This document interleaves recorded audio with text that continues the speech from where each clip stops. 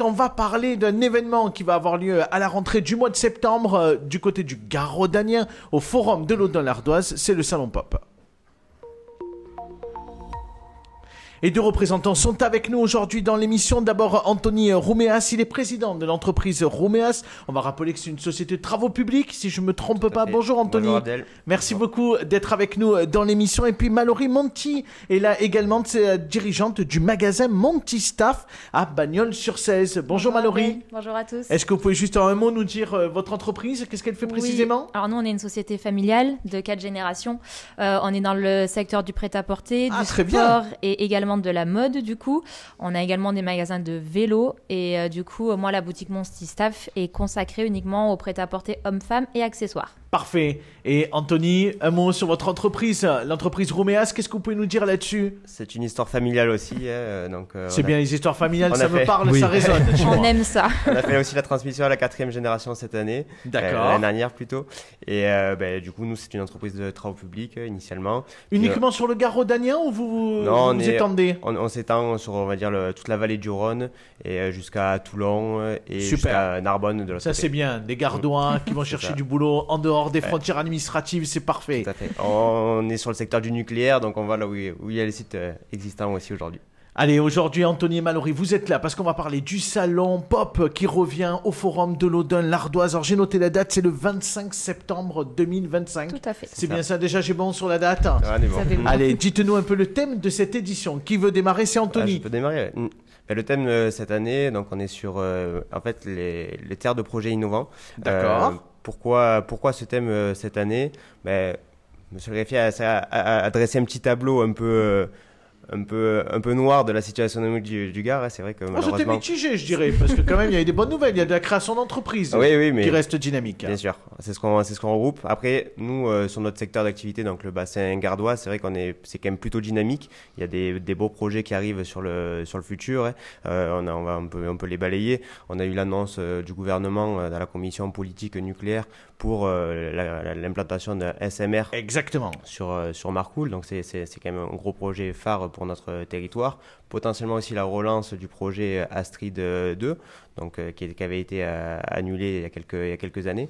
Donc c'est quand même des projets autour du nucléaire intéressants, mais pas que. On a un site aussi, la friche d'ArcelorMittal, qui attend d'avoir un projet à déployer. Et oui, pour une revitalisation effectivement de ce secteur-là. Tout à fait. On dit un mot sur les nouveautés, peut-être c'est Mallory. Oui, dites-nous un peu les nouveautés de ce salon Pop. Oui. Alors pour la 3e édition du salon Pop, on a une forte demande l'année dernière de tout ce qui va être les rendez-vous B2B.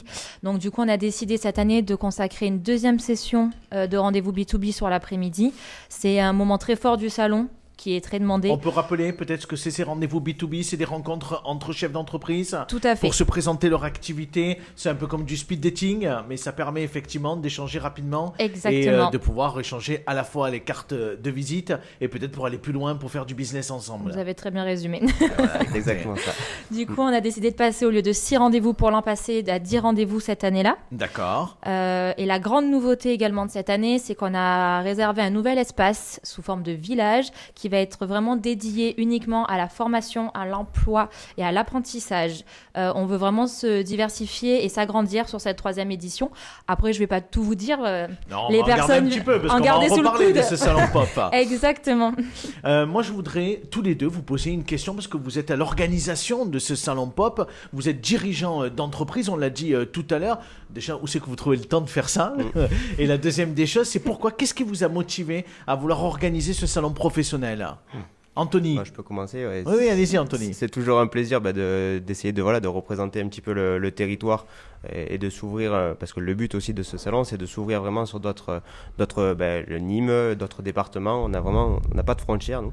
Et donc, c'est un plaisir d'essayer de partager cette énergie. Et on essaye aussi de promouvoir les partenariats avec la région, le département. Donc on a un partenariat sur ce salon avec l'agglomération du Garaudagnen également et la Chambre de commerce. Avec la CCI du Gard. Gard. Voilà, toujours un plaisir de travailler avec ces institutions. Et vous, Mallory, qu'est-ce que vous pouvez Alors, nous dire là-dessus? Ce que je peux rajouter, c'est qu'on est vraiment à la recherche de nouveaux codes. On va vraiment chercher l'ouverture de notre territoire sur des secteurs d'activité différents, comme on peut en faire partie, donc le commerce, le bâtiment, l'agroalimentaire également. On veut vraiment être représentatif en fait de ce territoire qui est le nôtre pour développer. Et faire du retour d'expérience aussi, parce que l'idée dans ces rencontres entre chefs d'entreprise, c'est aussi d'aller chercher les bonnes pratiques et les bonnes expériences au quotidien et de les partager ensemble. On dit un tout dernier mot, parce que ce qui est important, c'est est-ce qu'il reste des places, parce qu'il y a aussi un engagement sur des stands présents lors de ce salon. Est-ce qu'il reste encore de la place? Anthony? Des places, on a eu une forte réussite cette année au niveau des packs argent. Ça avait bien marché l'année dernière aussi. On a plusieurs types de packs. Donc l'année dernière, on avait 2 packs argent. Cette année, on passe à 7. Donc c'est quand même super important. Donc on a Nucleo qui sera présent. C'est un peu l'entreprise phare de cette année, avec peut-être l'implantation du coup de leur base sur Marcel Boiteux.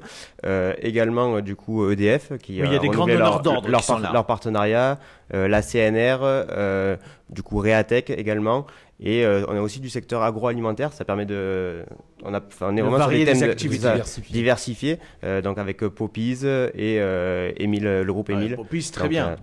Thierry Allard, l'un de nos journalistes, avait régulièrement visité cette usine. Ce sera nos grands partenaires, et aussi on a l'ordre des experts comptables du Gard. Donc c'est vrai que ça fait du monde et diversifié. Donc c'est super intéressant. Mallory, vous vouliez rajouter un truc? On arrive au Oui, bout. il nous reste également des places pour le B2B et les stands, comme vous disiez, Anthony. Les places sont assez précieuses. La date de clôture est le 30 mai. Voilà, donc pour tous ceux qui veulent s'inscrire, il reste un petit peu de temps. N'hésitez pas, parce que les places sont assez limitées. Du coup. Et d'autant plus qu'effectivement, il y a un site internet qui est très facile à trouver. Vous tapez le Salon Pop directement sur Google et vous retrouvez très facilement les indications, sachant que bien évidemment, il y aura un article sur Objectif Gare qui reprendra notre échange, et on mettra bien évidemment l'adresse du site internet pour retrouver tout ça.